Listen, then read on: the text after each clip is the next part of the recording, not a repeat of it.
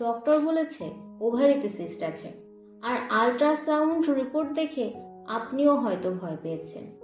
অনেক মেয়ে তো আবার এটাও ভাবে যে আমার ওভারিটাই হয়তো নষ্ট হয়ে গেছে। বাট রিল্যাক্স, বেশিরভাগ ক্ষেত্রে ওভারিতে সিস্ট থাকেই না, ওভারিতে থাকে হাফ রেডি এগ। আর আজকে আমি সেটার বিষয়ে ডিটেলসে এক্সপ্লেন করতে চলেছি। ধরে নিন ওভারিটা হলো একটা গার্ডেন, আর ফলিকলস গুলো হলো ছোট্ট ছোট্ট ফ্লাওয়ার বার্ডস। আর প্রত্যেক মাসে আমাদের ব্রেনে একটা সিগন্যাল যায় এফএসএইচ হরমোনের জন্য।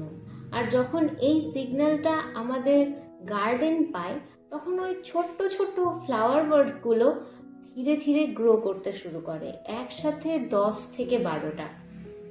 আর এর মধ্যে একটা বার্ডস ফুললি গ্রো করে, এটাকেই বলা হয় ডমিন্যান্ট ফলিকলস। তারপর এটা থেকে এগ রিলিজ হয়, এটাকেই বলা হয় ন্যাচারাল ওভালিউশন। আর বাকি বার্ডসগুলো ধীরে ধীরে ড্রাই হয়ে যায়। এটাই হলো অ্যাকচুয়াল ন্যাচারাল সাইকেল প্রসেস।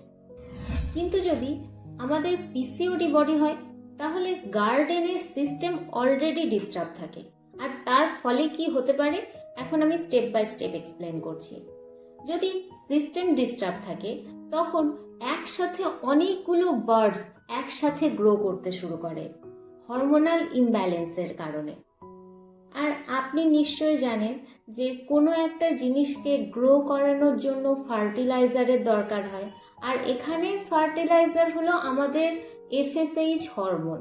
কিন্তু পিসিওডিতে এফএসএইচ ঠিকঠাকভাবে রিলিজ হতে পারে না, ফলে অনেকগুলো বার্ডস যখন একসাথে গ্রো করে, তারা সবাই হাফ রেডি হয়ে থাকে, অর্থাৎ ইম্যাচিওর অবস্থাতেই থেকে যায়। অনেক সময় আমাদের বডিতে মেল হরমোন অর্থাৎ টেস্টোস্টেরনও অনেক বেশি করে সিক্রেট হতে থাকে। তার ফলেও এই বার্ডসগুলোর গ্রোথ একদম স্লো হয়ে যায়। যদি বার্ডসগুলো ঠিকঠাকভাবে ফ্লাওয়ার না হতে পারে, অর্থাৎ যদি আমাদের এই ফলিকলসগুলো ঠিকঠাকভাবে ম্যাচিওর না হয়, তখন ফলিকলস থেকে এগ রিলিজ হতে পারে না, ফলে আমাদের ওভালিউশনও বন্ধ হয়ে যায়। আর তার ফলে আমাদের ইররেগুলার পিরিয়ড স্টার্ট হয়ে যায়। আর এই হাফ রিলিজ এগগুলোই ওভারির মধ্যে ছোট্ট ছোট্ট জল ভরা বাবলসের মতো দেখায়, যেগুলো আমরা আল্ট্রাসাউন্ডে দেখে ভয় পাই। আমরা ভাবি এগুলো হয়তো ডেঞ্জারাস সিস্ট, কিন্তু এগুলো অ্যাকচুয়ালি হলো আনরিলিজ এগ। কিন্তু অ্যাকচুয়াল ট্রুথ হলো সিস্টেমটা ডিস্টার্ব হয়েছে, আর সেটাকে রিপেয়ার করাও পসিবল।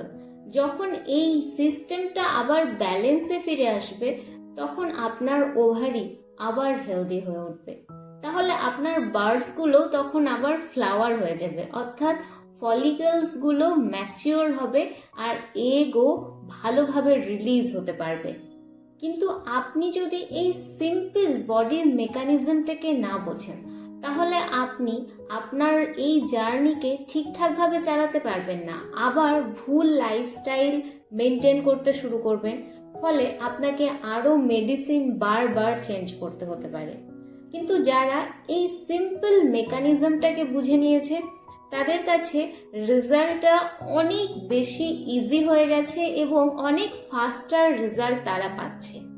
আপনি যদি আপনার পিসিওডি হিলিং জার্নিকে নিয়ে একদম সিরিয়াস থাকেন, আর আপনি যদি এর সায়েন্টিফিক ক্ল্যারিটি চান, তাহলে কমেন্টে লিখুন ovary.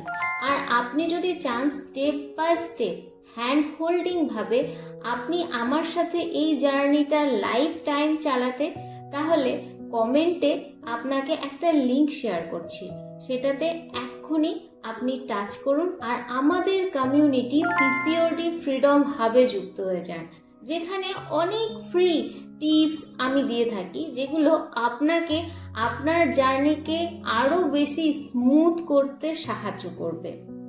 Because right knowledge can save year of confusion.